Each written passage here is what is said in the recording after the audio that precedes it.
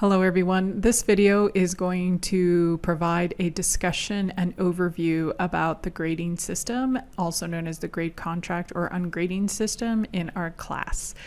So over the course of the last several years, I've had a system of what's called ungrading, where all assignments are based off of completion. So what that means is that every single assignment that you submit does not receive a grade, percentage, or number mark, but rather it's complete or incomplete. Now, what this also means is based off completion means that you have every opportunity to revise and make changes until you meet that completion. Okay, so for example, if you submit, let's say, a response to a reading, it's completed. That's the minimum requirement, that it is complete and meets the bare minimum basic requirements, and you've tried your best. Then if it meets the requirements of the assignment and it's done well, then you will receive a complete mark and a check mark, and that means that that assignment is done and there's nothing more you need to do. However, let's say, for instance, that there are some things that could be improved and is missing the mark just a little bit in as far as meeting the assignment's requirements or the level of writing that needs to be done, that will get marked as incomplete. However, this incomplete doesn't count against you, okay? Now, what this means is that you'll have another opportunity to work on it again, along with my feedback, to help you improve the writing and also complete that particular assignment. Now then, that can happen multiple times, but just remember that during the process of revising, the class does continue to go on. And while that sounds like a great idea, and it is, because the focus is on learning rather than punishing you for not knowing how to do something, and giving you the opportunity to practice it until you get it stronger or improved, you have to remember that this can kind of create a backlog of things that need to get done. So the goal is to do what you can to try to meet the expectations the first time around, but knowing that there's a safety net there for the instance that, let's say, you don't understand a concept, you're not quite sure it works, and then my feedback provides assistance in helping you. Now, on the surface, that might seem like, well, why does one person, get an opportunity and still have the opportunity to receive the same grade? Well, ultimately, it comes down to this. It's about the labor or the work that you're doing. So for a person who is a strong writer, this class will be remarkably easier than a person, let's say, who might have some more challenges with writing or struggles with writing, but won't get punished for it. And instead, they will meet you at the finish line, but it would just take a little longer of a road and route that they would have to take. And essentially, they're still meeting the requirements just like you did. It just looked a little different, okay? Now, with that being said, there's some complications that come along with this. So generally, when I start with this class, I provide you with an opportunity to co-create this with me and how this looks. So ultimately, these items here are pretty much the base, right? This won't change. This is the foundation of the system. However, factors come into play, like submitting assignments late. What does that look like? Should that be accepted? How late can something be? And what will that look like? The other element is what's called ignored assignments or incomplete assignments, assignments that never get turned in. So for example, if we establish some parameters for how late something could be turned in, let's say you identify that it could be up to a week late or 3 days. Remember, we are depending on the semester. So if we're on a 16-week semester, that will change. If we're on a summer semester, that might change. So consider the context of the class. So if we're talking about ignoring or incomplete assignments, that would happen based off how we define a late assignment, right? Or when you can submit something. And if or may not be allowed, it just really depends on you. Ultimately, though, I will not be accepting assignments at the end of the semester for something earlier on in the semester. Okay, so these are things we have to consider. You have to consider my time as well.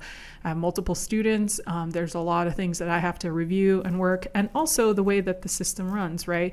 You want to have these building blocks. So if you're just trying to submit all the assignments at the end, that just really is not conducive to learning. So that's something that you have to consider as well, and also fairness. And finally, we eventually have to break this down down into a grade system, meaning a final grade that goes on your transcript. So how will that look? What would it mean to have an A versus a B? And one thing I want to remind you is that in order to get credit for this class, you absolutely have to have a C- or better to receive credit. Anything under that is considered not receiving credit for the course, okay? So consider what that might look like. I want to introduce a previous system that was put into place just to kind of give you an idea of how you might set this up, but this could look completely different. So whatever ideas you have, we'll explore those and then we'll vote on it by the end of the first week, okay? So first things first is this is the example of what we've had before. Now, obviously, if we're in an online class or summer or anything like that, absences are not part of this, so this would be ignored. But the way that we broke this down is that we have two classifications of the ability to submit an assignment late. So late is considered up to 2 days. So it's 2 full days based off of the original due date and time. And then you can submit it late and it'll be classified as just what we call a soft late. They broke it up into 2, essays being different, and then the rest of the assignment. So you can see there's more weight to put on the essays. It doesn't have to be that way for your class if you don't want to. It could be jumbled all together if you wish. It's up to you. You could break it down however you want. The other thing they did was create a hard missed assignment, meaning it's up to a week late. So that means from the original due date, they can turn it up to a week, and then you can see the numbers are a little bit lower. So these are numbers they felt that could translate into the grade, right? Remember that this is not necessarily anything to do with your writing ability. Remember that these numbers have nothing to do with your ability to resubmit or revise assignments. As long as you're doing it and in the time frame and things like that, you should be okay, and it doesn't affect your final grade. But if we're talking late and miss, they decided to designate point systems for this as a way to kind of, mirror and reflect how a grade would be achieved. And then finally, an ignored assignment is basically an incomplete one that's never submitted, and that's anything after the week mark. So nothing can get submitted after a week long. Now, again, consider the context. If you're in a 16-week class, 4-week, 8-week, it really just depends. And so this is just kind of examples that they gave regarding that. This is just one way. All right. But I want to remind you that this can change, of course. So how this looks, the way you envision it, what would be reasonable? Again, consider the context, consider your platform. Are you in person? Are you online? And so how will the grading happen? And so this is your opportunity to have a voice and a say in how the system will look. But as I mentioned before, this is going to be the foundation. So what this looks like for you ultimately is that when you log on to the grade system and you go look at your grades on the left hand side here, you'll click on grades and you'll have a list of course, all your assignments. And when you are looking at the list of your assignments, basically the way that it shows up, and I'm just going to go to the bottom as an example, is here. So this would be a notified that you have a new grade, quote unquote grade, but it is a check mark and you will always have feedback there. And so it's important to go in and log in pretty much daily since there's daily assignments and you want to be able to see if there's anything or revisions that need to be done and so forth. So you're going to look at your feedback here. It's going to pop up when you click on it. Obviously it's marked as checked, but I want to show you an example of the comment. So if it's marked as complete, you'll get your feedback and there's nothing more you do. But if you see an X there, okay, this is what will happen. It'll say something like feedback, and then you'll need to revise, and here's your new submit date. So I'll provide a new submit date for you.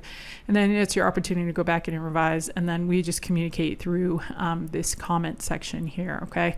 Now, I understand this system is a little bit different, but I think it's really imperative that we have the opportunity to really look at how we could create this, considering that this is a writing class and things aren't really as black and white and, as simple as just giving a grade percentage, because we're dealing with language, we're dealing with writing, it all varies. And so anything you want to offer even beyond this or explanations, you'll have the opportunity to do that. So just be sure to participate. And then once we officially get an opportunity to vote, I'll be communicating this through you in class or online in the announcement. So be sure you're mindful of that so you understand how the grading will work. I will create a separate video once we've decided on the grade system that'll walk you through that grade system to make it a bit more clear for you.